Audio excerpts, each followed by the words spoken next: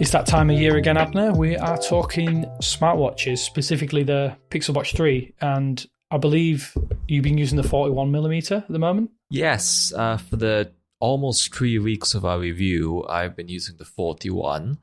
I actually, now that it's out on Monday, I switched to the 45, and I have some thoughts. What have you been using? I am wearing the 45mm, so I've didn't use the Pixel Watch 2. I used the Pixel Watch 1 for the best part of about 16 months. And then I decided I'm going to... I don't think there was much in terms of design differences, but there was a few things I was very jealous of people with the Pixel Watch 2. But now I have the Pixel Watch 3. Well, I'm interested to hear what you have to say. I want to hear your thoughts first, and then I can kind of work out if we're in the same page. I think we're pretty much on the same page, though. So with the Pixel Watch 3... Again, I'll start with the 41. So... Basically, it's towards the end of my time with the Pixel Watch 2, the screen really felt small. Those borders specifically, it reminded me of like a binocular effect and how thick the border, the perimeter is, and it really constrained the content. It borders an optical illusion. So the Pixel Watch 3 is slightly bigger.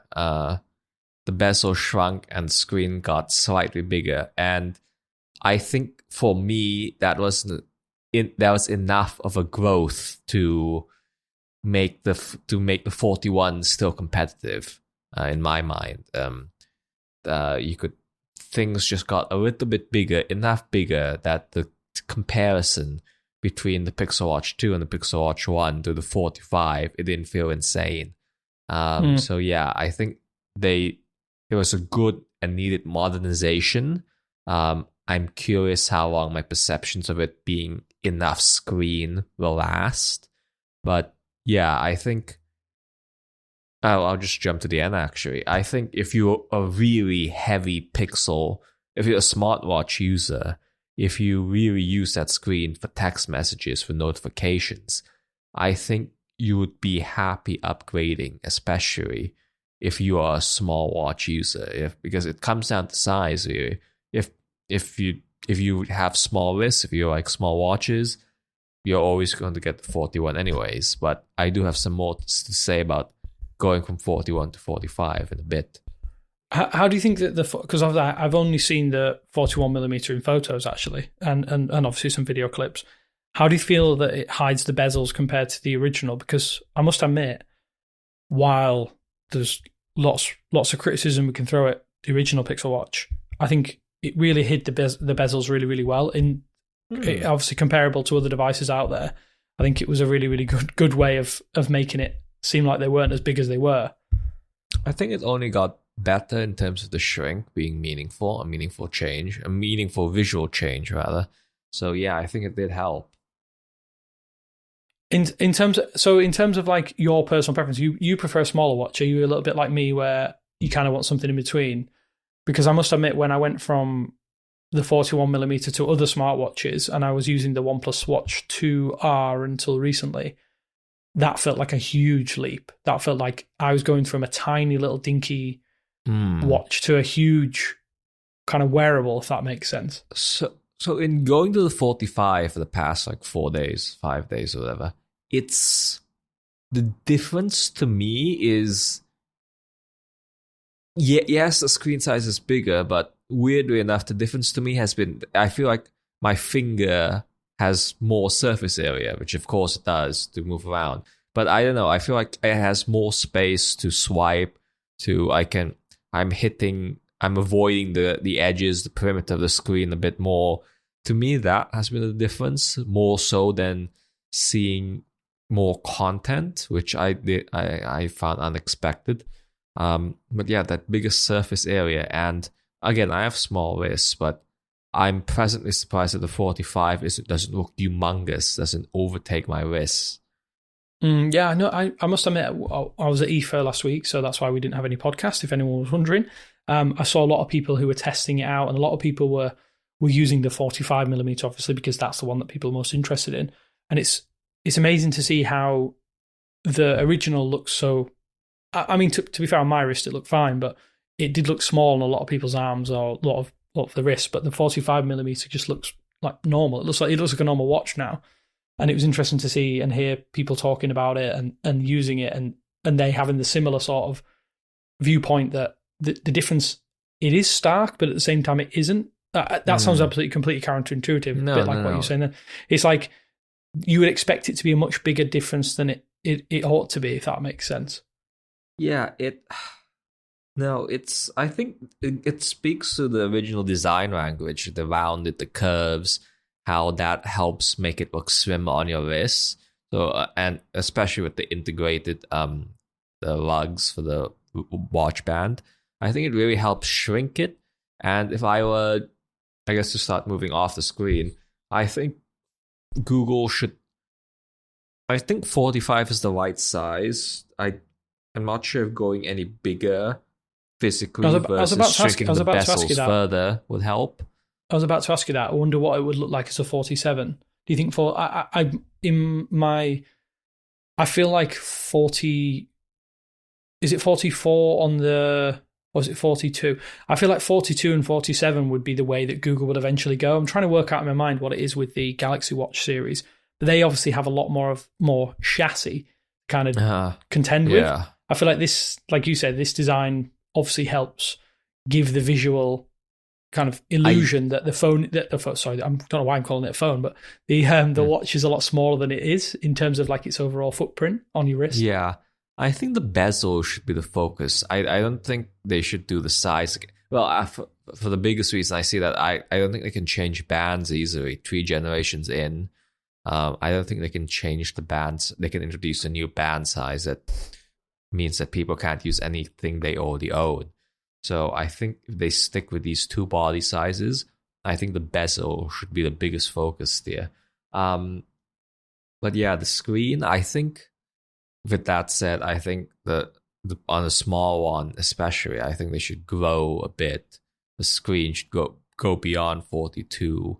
And I think shrinking the bezel further is the direction they should be taking it. Yeah, if they can do that without obviously compromising with the design itself, I think that's the best way to go.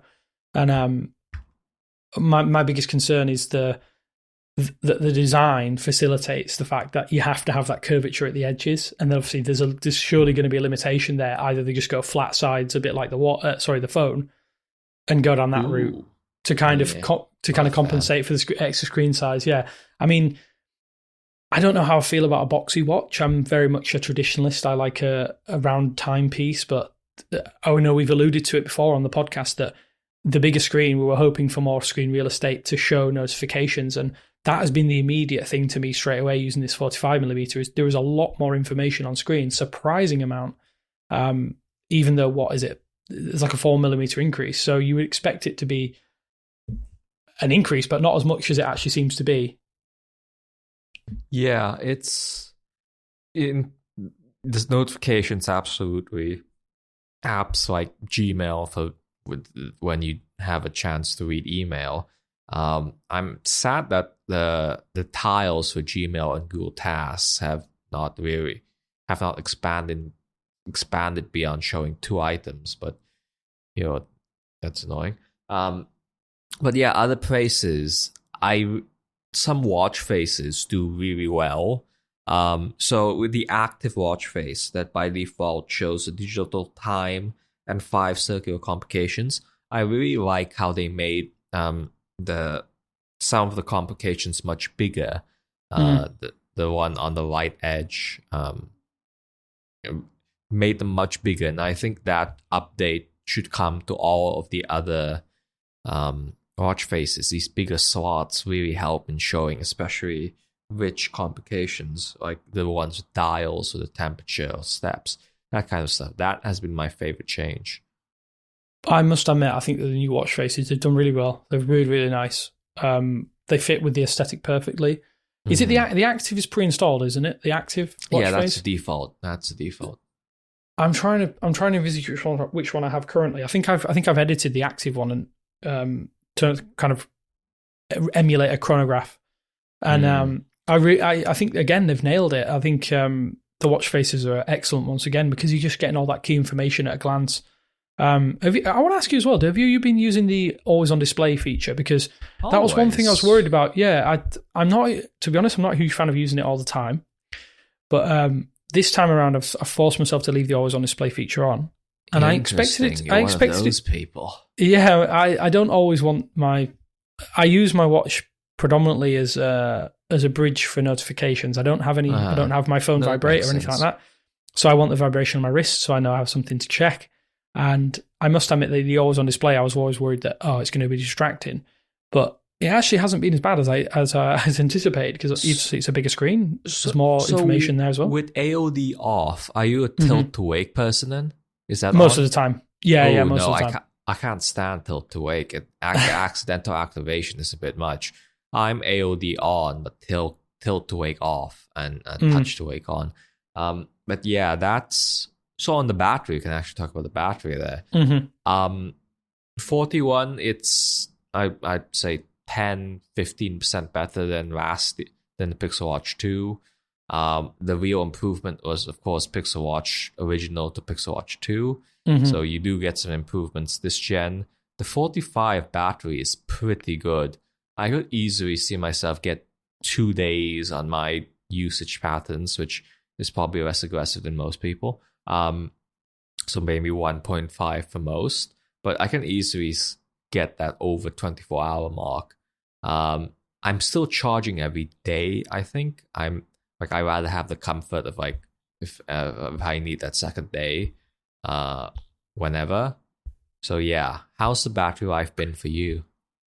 Very, very impressed, I must admit. Then again, I have come from the OnePlus 2R, which I think is probably the best battery in a Wear OS watch that I've ever used. What have you been getting on that?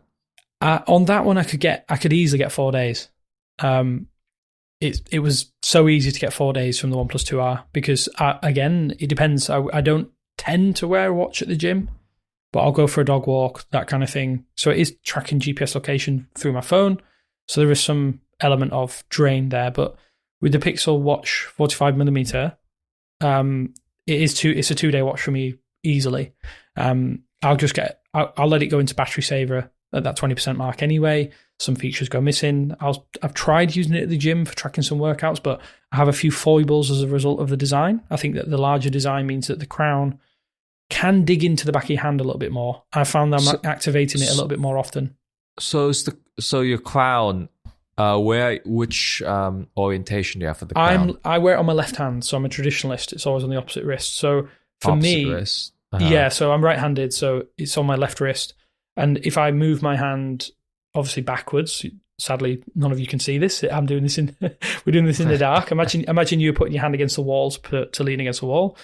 It kind of digs into the top of my hand a little bit more by virtue of it being a bigger. You should absolutely flip it. Possibly. Yeah. I didn't even think of that. I probably could do that actually. I might try that actually after this podcast. I will switch it around without making a fuss here, making another racket. But yeah, if you are going to wear it, like I said, the in air quotes traditional way, that might be something to bear in mind because when you do flex your wrist, you can activate the crown.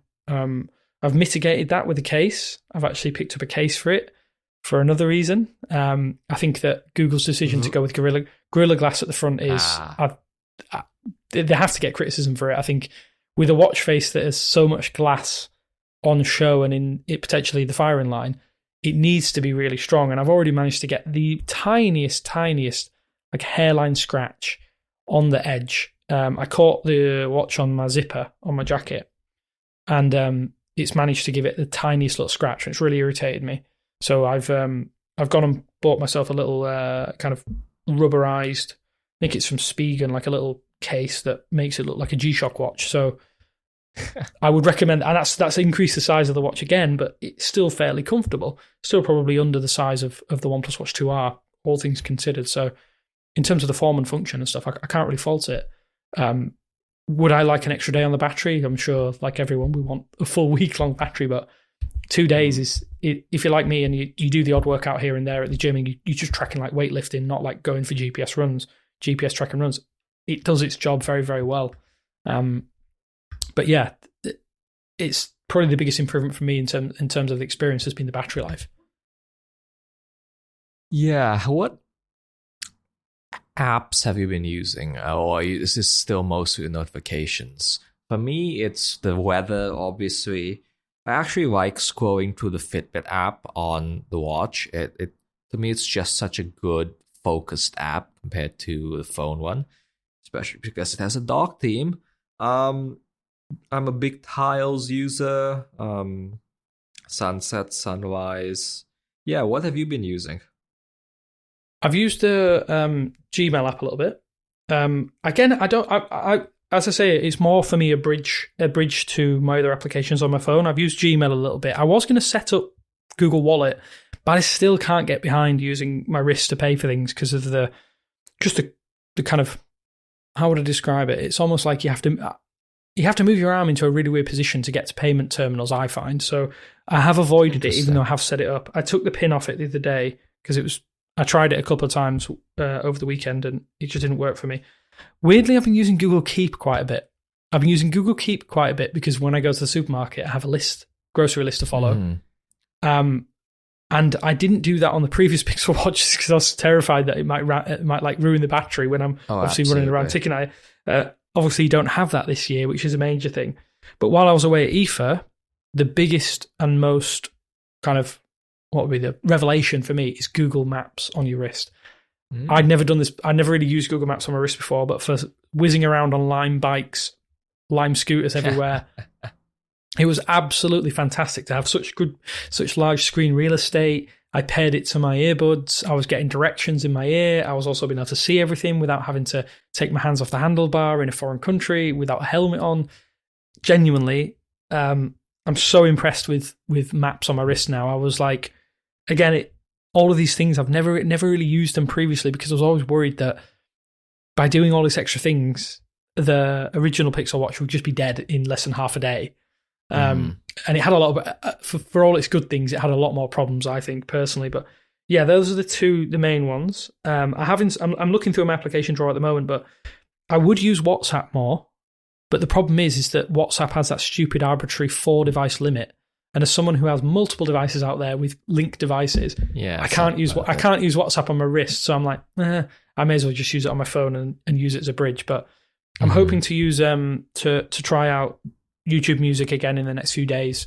Just go without my phone, go to the gym, plug in my earbuds and listen to some downloaded playlists. But I haven't tested that yet. That's the only thing I haven't tested.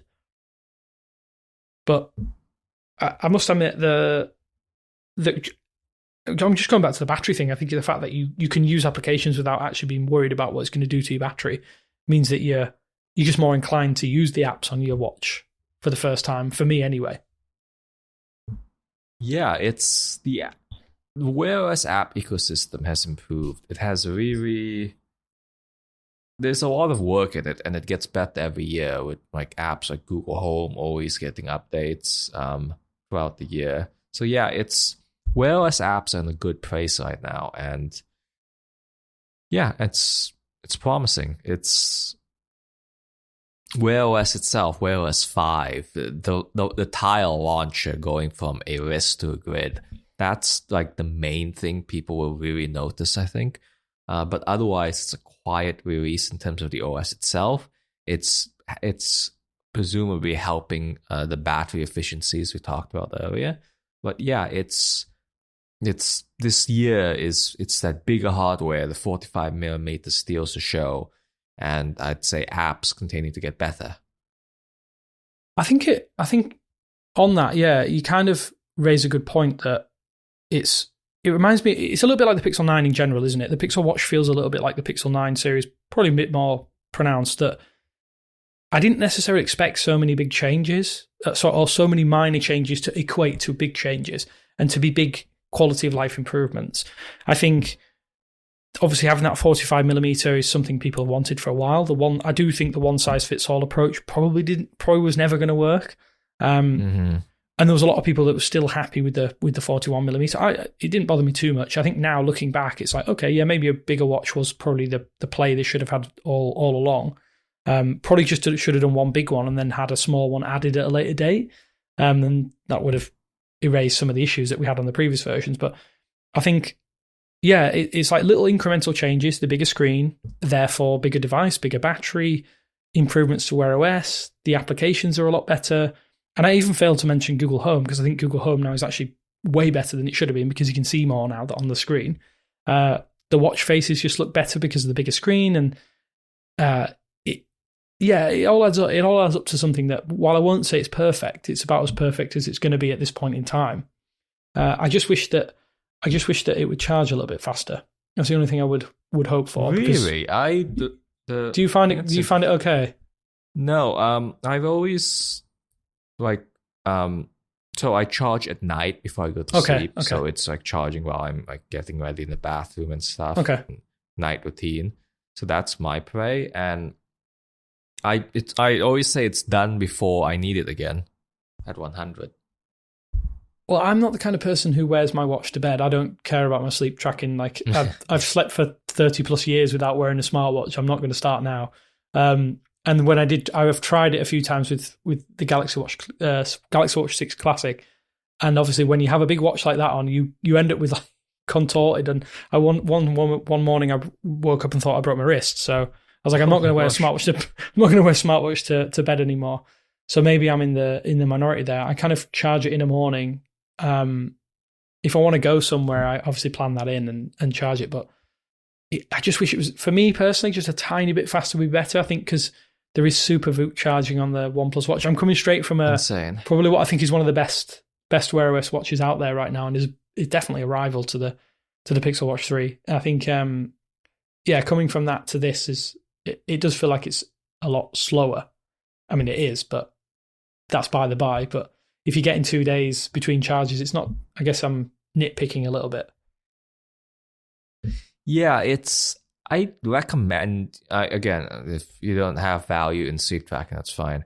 But I think the size difference will be significant in terms of this being sleek. The Pixel Watch design being subtle enough that you'll experience it much less on your wrist. So that's a hot tip. But yeah, this Pixel Watch 3, I think it's a solid year from Google in terms of wearables, continuous refinements. Performance with the chip staying for another year, it's been fine. Performance has been fine. Probably that's due for an upgrade, or at least the co-processor, which has stayed the same since the original Pixel Watch, so 3 generations now. So maybe that's what changes next before the main Snapdragon W5.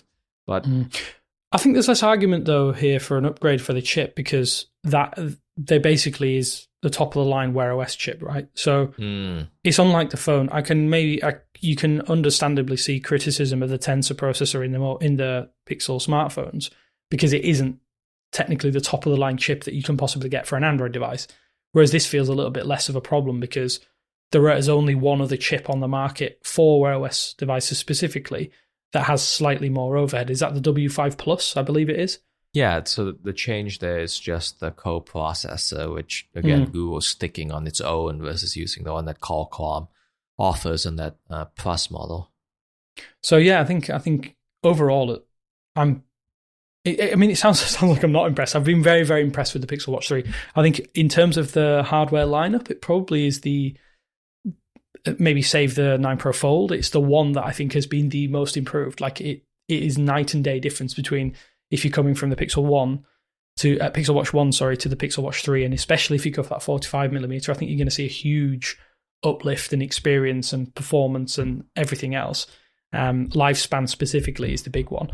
But I want to ask you quickly before we move on to a different subject that I think is interesting, is what color did you go for this year? Because I have the hazel and I absolutely adore it. So I'm actually a shiny person. I prefer the shiny aluminum, usually polished silver, I think that's what it's called. But yeah, I went with the hazel. It's a very subtle green. It's a very dark green that you could obscure as gray in some situations.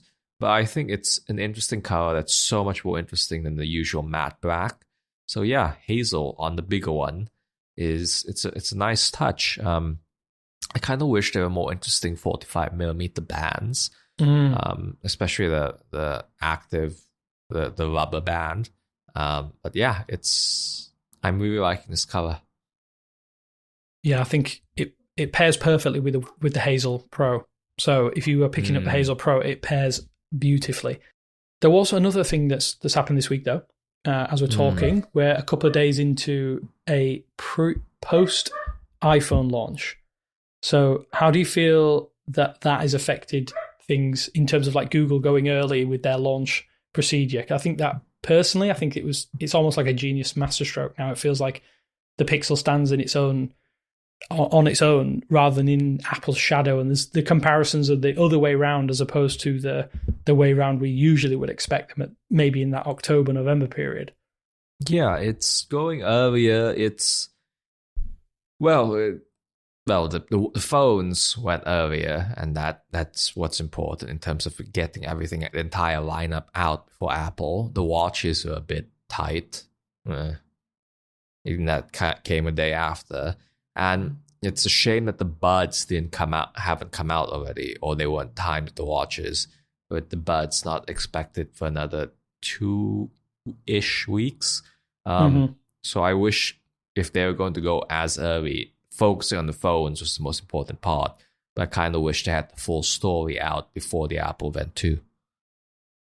It seems strange, doesn't it? It feels I'm having a weird like kind of period in time where usually you would have Apple set out their stall, kind of they set the marker down, and then everybody kind of is prepared to see what Google's going to follow up with. Obviously, leaks and rumors help paint a picture before release, but it definitely feels like this year is the first time in a long, long time. I would be very, very interested to see how much Google kind of preempted things after WWDC. Like WWDC looked like Apple was going to wipe the floor with everyone in terms of like AI and stuff. And then the reality is kind of slowly dawned. And then since the iPhone 16's come out, I don't think they really showed anything that I was like, oh my God, this is absolutely game changing. And Google have gone out and done live demos on the devices made by Google. They've put out device that, for all intents and purposes, has caught us off guard that we didn't expect so many improvements, even though there was only minor changes. It feels like, to me, it seems like a huge win. It feels like that it's been a masterstroke by putting the devices out earlier than usual. It means that they now, and you go look at the consensus online. Go look at the review scores. I don't even know if it's collated on Metacritic, but you could go and look and see how well received the Pixels have been this year versus previous years, and then go look at what people are saying on social media. The reaction is completely different to what it has been before. People are actually talking about the Pixel series for a change, which is it's fascinating. It is fascinating to see that maybe all along Google just needed to go ahead of Apple. Well, it does help they have a solid lineup with most everybody liking the design ultimately, which it is what it is in terms of what it looks like. But yeah, it's a good showing, really. It's going earlier had its advantages. We still don't really know why they did that in the first place. The theories, I don't know, maybe just because they could and they had it ready. They went as early as they did, so maybe that's one reason. But preempting Apple, it worked, as you're saying. It did work this year, this cycle. It feels different. It feels like the first launch in a while that genuinely does feel different. I mean, obviously, I think from talking from someone who has kind of been analysing it over the last few days, it definitely feels like Google feels strongly about their ability to put AI into devices and really make it work. I think there was some funny fallout from the Apple keynote where obviously Google is technically powering one of their vision features, and I thought that was kind of funny. That I don't know, is that the first time Apple has ever mentioned Google in the last however many years, however many Apple iPhone launches? First time they've explicitly noted Google for something. Yeah, maybe back in the Steve Jobs days, they mentioned Google as a search engine of choice. Nothing recent, and YouTube. But it's the visual search speaks to Google having that down.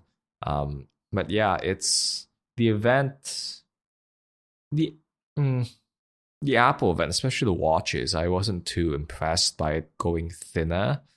To go back to the Pixel Watch just a bit, how do you feel about the thickness? I've just been thinking about it since. In terms of like the fitness features, I would like to see something a little bit more robust from Fitbit, but I understand it's a casual thing. I would like to see more stuff for, say, resistance training, weightlifting, circuit training, because it's pretty basic. I must admit, it's pretty basic. You can't like plug in specific workouts. You can just put them in as like, say, weightlifting or weight training, and I'd like to see a little bit, because obviously for advancement. Yeah, I think that would be kind of cool. Because you'll be able to kind of see progression in terms of like your actually weights that you're lifting, that kind of stuff. That would be kind of nice to see Google add that in eventually. But I'm wondering how that could tie into Gemini, because that's one thing that I think really was quite stark, is how Siri and Gemini are so, they're kind of aligned but not aligned at the same time after this iPhone keynote. Mm-hmm. How they could be integrated. Yeah. But to the point you were saying, it's the focus this year was on running, and sure, a lot of people run, obviously. But yeah, that for the next expansion for these other features, it's query to more types of activities and more advanced metrics calculation from these other activities. Yeah. I mean, I'm hoping we get to see that just as part of the regular Fitbit update program. I don't necessarily think it needs to be. They need to add anything extra to the device, right? They don't need to wait until the next Pixel Watch 4 to add those features. But yeah, it's been a strange week. It's been a strange week to launch the Pixel Watch 3 effectively the same day as Apple is launching their big product, and I think it's kind of nice to see there's some fallout from maybe the iPhone having a bit of the sheen dulled on it this time. People are not as interested, and that maybe gives the Pixel Watch a little bit more room to do its thing. Yeah, that's kind of been our overview of the Pixel Watch 3. Just a little bit of a strange one, especially due to timing. I don't know if you have anything that you kind of want to plug or you want to really shout about before we shoot off, Abner, or are you happy to? It's the phones, the watches, we used to have the buds, we used to have the Google TV streamer. We're closer to ending than ever, but at the same time, still very much in the cycle. And yeah, we have more from us to review. Yeah, we have so much more to review. I think we feel like we're hitting review fatigue because there's so many things to review. But that is 100% a first world problem. That is a complaint that we do not want to have in future. That there's not enough things to review. But yeah, hopefully you've been enjoying our Pixel coverage so far. As Abner said, there's a lot more devices to come. This has been episode 24, I believe.